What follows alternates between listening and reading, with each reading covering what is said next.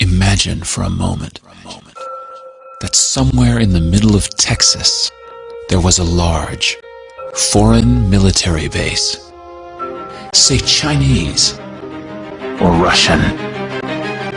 Imagine that thousands of armed foreign troops were constantly patrolling American streets in military vehicles. Imagine they were here under the auspices of keeping us safe, or promoting democracy, or protecting their strategic interests. Imagine that they operated outside of U.S. law, and that the Constitution did not apply to them.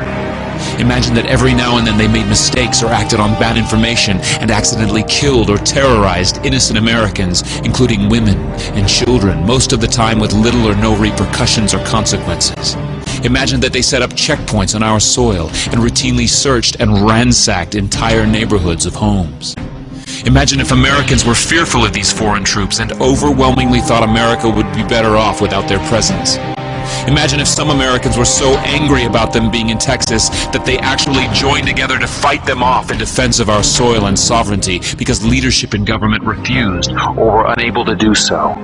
Imagine that those Americans were labeled terrorists or insurgents for their defensive actions and routinely killed or captured or tortured by the foreign troops on our land. Imagine that the occupiers' attitude was that if they just killed enough Americans, the resistance would stop, but instead, for every American killed, 10 more would take up arms against them, resulting in perpetual bloodshed. Imagine if most of the citizens of the foreign land also wanted these troops to return home. Imagine if they elected a leader who promised to bring them home and put an end to this horror. Imagine if that leader changed his mind once he took office. The reality is that our military presence on foreign soil is as offensive to the people that live there as armed Chinese troops would be if they were stationed in Texas.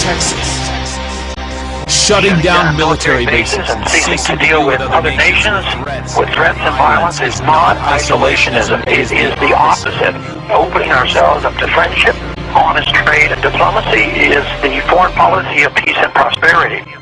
It is the only foreign policy that will not bankrupt us in the short order, as our current actions most definitely will. I share the disappointment of the American people in the foreign policy rhetoric coming from the administration.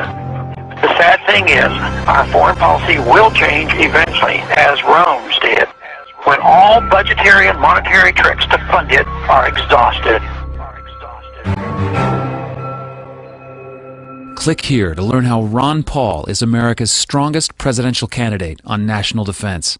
Or get involved and click here to learn how to register to vote in 2012.